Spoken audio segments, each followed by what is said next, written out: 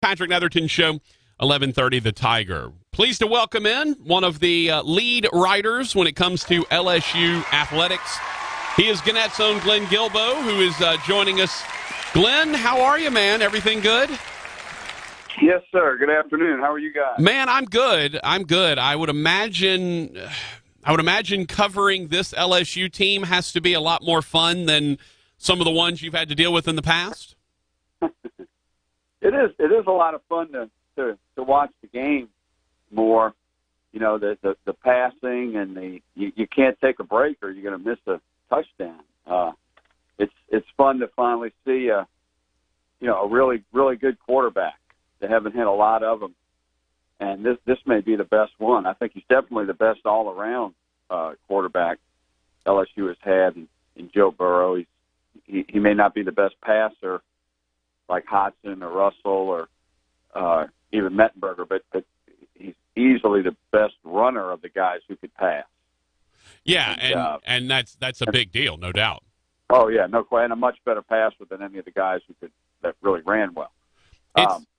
So he's a leader. That's the thing. He's probably the best leader quarterback LSU's ever had, I would say. Were you like the rest of us, Glenn? Were you taking the talk of the new offense and Joe Brady and promise we're going to be different? Everyone has heard this story, this song and dance before. Now, granted, it was Les Miles. It wasn't Ed Orgeron. Were you a believer that what we were going to see would be as drastically different as what we have seen? I did not believe it. I mean, I thought they were going to be good because of Joe Burrow. And that's the main reason they're good now, is Joe Burrow. But I didn't believe all the Joe Brady stuff, that he was going to be this fantastic pass game coordinator. In fact, I compared it to Billy Gonzalez, if you remember. Right. Les Miles brought him in as pass game coordinator. But this guy really is coordinating the pass game. Billy Gonzalez wasn't allowed to. But, it's not just Les. I mean, we were supposed to see this great offense with Matt Canada. That didn't really happen, and he didn't really get a chance to make it happen. Of course, Brady's got an advantage over Canada. He's got Burrow. Canada had Etling and actually wanted Brennan more. So I think the main reason LSU is so good in offense right now is because of Burrow. Because if you remember, they were really good in the pass offense when they had Mettenberger and when they had Russell. I mean, the passing game stats were up there. But this quick passing game, this no huddle, these quick scores, and the volume they're scoring in, I think you got to give Brady some credit there. And that's what's really surprising. I mean, they're number one in scoring offense right now. Burrow's number two in passing efficiency and passing yards, and he's thrown the most yards through the first 4 games of the season in SEC history. Yeah, those are some amazing numbers. And yeah, the opponents have not been good. Texas was a good team, but their defense wasn't that good. But LSU's played, and so have other teams. At this point in the season, they've played bad teams and not scored like this. I mean, they're just scoring all over the place. Yeah. Although they used to mess around with bad teams in the past. Glenn, I left the game 2 weeks ago at halftime. I didn't see what happened after halftime. I'm assuming LSU just won a close one against Northwestern State. I didn't see the rest of that game. I wasn't. Hey, well, I am. Northwestern gave a good game early. Yeah, man, it was. About that. Hey, it was fun. It was fun. Hey, I am curious. Do we not make enough of a guy like Steve Ensminger and his ability to be adaptable? To basically turn his offense on its head and be willing. And look, it's his offense. You look up there, he's calling plays. But it's to have a guy, a young buck come in and there's different ideas, but to be willing to embrace that and turn that into what this offense has become. I don't think Ensminger gets enough credit for that adaptability. Well, I think that's a good point. And I think Ensminger deserves a lot of credit for how good Burrow was last year. Right off, because he just got him in June, and toward the latter half of the season last year, LSU was really becoming a good pass offense, and Burrow was very good at A&M and put up some numbers like he is now toward the lower third last season. And then, Brady's calling plays here and there, but really Ensminger is calling every play because Brady, even when Brady, whatever play Brady calls, Ensminger okayed it. So Ensminger is letting this happen and participating in it happening, obviously. And I was very high on Ensminger when he was first hired as coordinator after the interim year. And I think he's done just an excellent job. And it's a very good two-man team of offense. No doubt about it. And it's the hottest offense in the nation, which is amazing. Say that about LSU. And it's interesting that they sit next to each other. Typically, you see, the OC's downstairs on the field, the his main guy is upstairs, or vice versa. It's very unusual to have them both sitting upstairs next to each other. That I find that kind of odd, but obviously it works. Yeah, I think that's good, particularly because Joe Burrow is like a coach on the field anyway, and he doesn't need a guy on the field. Now, next year, if it's Brennan or one of the freshman signees, you might see Ensminger downstairs or Brady downstairs, but it's worked really well with Brady and Ensminger right there because, even if you have great headphones, I mean, if you're sitting next to one another, it's going to be a lot more cohesive play calling. And, LSU has not had any pre-snap penalties and just, crazy stuff happening in between plays with the quarterback not knowing what the play is. I mean, we saw that for years under Coach Miles. So it's just really fun to watch it this way. Absolutely. Glenn Guilbeau from Gannett joining us talking about LSU. By the way, if you want to text in a question for Glenn, we'll certainly take them at 318-657-0426, 318-657-0426. Glenn, defensively, we're hearing a lot of grumbling about they can't tackle. You gave up 38 to Vanderbilt. You gave up 14 in the first half to Northwestern State. You gave up 30-plus to Texas. Where's the defense? We're paying Dave Aranda more than the other coordinator. I don't understand. Help me, Glenn. I don't understand LSU fans. You finally get an offense that you can be happy about, and they're putting up ridiculous numbers of points, and now you're just going to whine and complain about the defense, even though the defense doesn't have to hold a team to 14 anymore to win. I don't understand this mentality. Help me. Well, it's because the defense is not any good, and I agree with the fans in that brain because the defense is very talented, and it should be good. And even though they do have some injuries, they've been messing up schematically. In fact, that's the word Orgeron used after the Texas game. And you're paying this guy more than any other assistant in the game. So, yeah, if I was a fan, I would be upset too with the defense because they're just not playing up to their capability. Yeah, they're winning, but if the defense doesn't play better, I don't think they're going to have trouble beating Auburn, Florida, much less Alabama. And if I was a fan, I would look at it also this way. In 2013, you had a great offense, and that was the first year that Chavis' defense really started stinking, okay?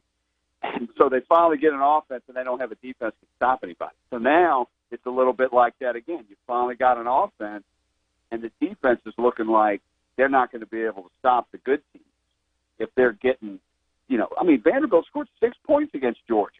They were shredding LSU. Northwestern ran right up the field on them twice, and there's too many talented players on that team for that to be happening. And I think what's happened is Aranda is in his fourth year like Chavis was, and they're starting to get figured out. There's a lot of film on them. And, Aranda hasn't been at any place as long as he's been at LSU just about. And, he's getting out game plan. I'm curious, though. I mean, you give up 24 technically to Vanderbilt. You didn't give up 38 because 2 of those were offensive touchdowns or defensive touchdowns for Vanderbilt. So you give up 24 to Vanderbilt. You give up really 17. You give up 7, right? You give up the first drive, which everyone kind of understands, right? First drive, they're going to be throwing things at you've never seen. That's usually when you're going to get game plan the biggest is on the first drive. Well, but then it's 28-7, Glenn. I mean, at what point do we say, okay, the defense doesn't have to be perfect if you're already up 28-7? Well, I think you're right looking at it on a game-by-game basis. Right. Yeah, but they're giving up too many drives and too many long touchdown drives, and I think the teams they've played, other than Texas, you can't say, oh, we haven't seen this much. I mean, they have more athletes than these teams they're playing, and again, this is supposed to be a great defensive coordinator, so I think that's part of the surprise of it. But I mean, look, you gave up 3 to Georgia Southern. You dominated them. They barely could run the ball. You gave up 14 to Northwestern State when you were working on your zone defense. Now, obviously, they still need to work on their zone defense. There's no doubt about that.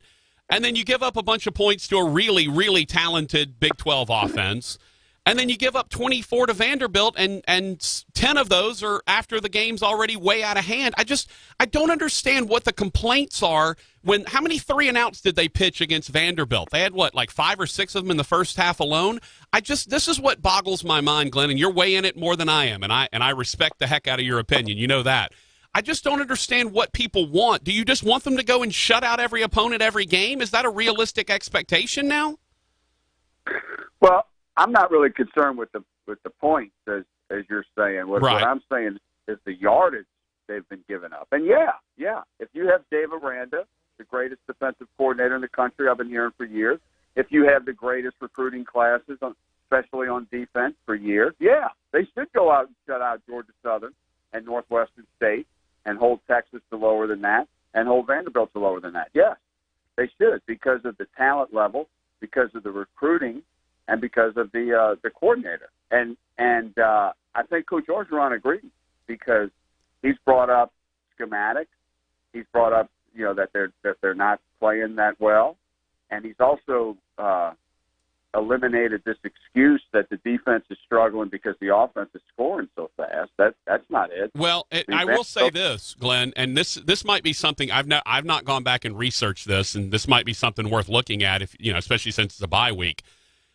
I'd be curious, just the pure number of possessions the defense has had to play. Not minutes, because the offense is scoring in a minute and a half, but just the number of possessions that they've had to play through 4 games this year versus 4 games last year. And I would be shocked if it's not close to double the possessions defensively that they've had to play, because the offense really is scoring so fast. Well, but I think I don't know about the number of possessions. Now, definitely they're out there more number of plays. Yeah. Because LSU's losing time of possession, but that's a meaningless stat. Right. In today's college football, it's truly a meaningless stat. But I mean, then how come the Saints have been really good on defense in years? I mean, their offense scores really fast. Yeah, but they also lead the NFL in time of possession every year, because they don't move fast. They huddle, and they're the slowest moving offense in the NFL. Okay, maybe that was a bad comparison. But here's my point. Vanderbilt went the length of the field and scored with the first possession of the game. Right. So that's all week the rest for that one. Okay. Texas scored on a long 19-play drive, but that was the first possession of the third quarter. Yeah. So LSU had all half to rest. So it's not that. It's schematics. I mean, you can tell the players are out of position at times. Yeah. And they're getting out game plan. That's what I think is something to be considered, and by the fans or whoever. Yeah. It's not scoring points late in the game in mop-up. It's Aranda's getting out game plan. Well, and I will tell you, I always take real caution on the first possession of each half, just because they can come out, and I know I was actually listening to the Vanderbilt radio call while I was in Houston getting ready for the NSU game, and they were talking about how they were running a whole bunch of stuff they had not run all year long. So the first possession of a game is when you're going to get schemed up the most, because teams can come out and run stuff they've never shown. We had a texter that asked asked about Delpit. Do you think Delpit, is there something maybe physically wrong with Delpit, because he certainly doesn't look the same as he has? You know, I tweeted during the game that Delpit's either hurt or he forgot how to tackle, and I wasn't really trying to be a smart aleck there, even though that sounds smart aleck, but I was really complimenting him in a way, because to me he did not look healthy. Okay, because this guy is a hitter. I mean, if you remember, his hit should have ended the Texas A&M game in the first overtime, because he forced the fumble, and he made the hit so fast and efficiently that I think it fooled the ref into thinking that the guy didn't catch the pass. But he actually did catch the pass, tucked it, should have been a fumble. But that's the Delpit I remember, and he just does not look like that now. It looks like he's just not moving right. So I'm thinking maybe he's hurt, because, they're real secretive about injuries. But, maybe he's, I'd hate to say it, but, I mean, maybe he's protecting himself for the draft, or he just does not look the same, okay? Yeah. And he's missed some tackles, and they've had other guys miss tackles. But I think mainly it's some schematic and game plan issues. Talking to Glenn Guilbeau from Gannett. Glenn, last thing, I know you mentioned the injuries on defense, and that certainly is contributing to a lot of what's going on. They don't have several of their big hosses up front that they're used to having. I'm not watching every press conference. I'm not listening to every call-in show and everything, but is the feeling that they're going to get the Rashard Lawrences, the Glenn Logans, Chase on back full strength? Is the maybe even Divinity? Or do they feel like they're going to get these guys back in time for when it really starts counting against Florida, Mississippi State, and on? Yeah, I think I think they'll have Chasson back. If not for Utah State, he'll be there for Florida, and I think you'll get Divinity back. If not for Florida, Auburn, and the same thing with Lawrence and Logan. I think either Florida or Auburn. And that would be really good, because then you got another open week before Alabama. But even Chasson, he was getting blocked out quite a bit at Texas. Now he's still capable of playing very well, but they definitely need him healthy. And Divinity had a good year last year and was off to a good start this year. They definitely need him back. And when they're at full strength and with some adjustments that Coach O has been talking about with tackling and so forth, hopefully they got time to get back to being a better defense. And you're right, they don't have to be a great defense to have a really good year this year, but right now they're not even at decent yet. Yeah. By the way, the good news is, though, if you score 63 every game, you'll beat everyone unless you're Washington State, and you can't beat UCLA that way. So other than that, you're good. Well, Auburn and Florida got some really good defense. Yeah. And Mullen to me is a heck of a coach, and he's going to, he's done well against Aranda when Aranda's been better than this. So they got some tough games coming up after Utah. Yeah, no doubt about it. Well, and definitely be interesting to see how that offense starts to play when you're getting into some of the bigger SEC opponents. That'll be fun to watch. Glenn, thank you so much for your time, brother. Much appreciated. All right, thank you. All right, Glenn Guilbeau.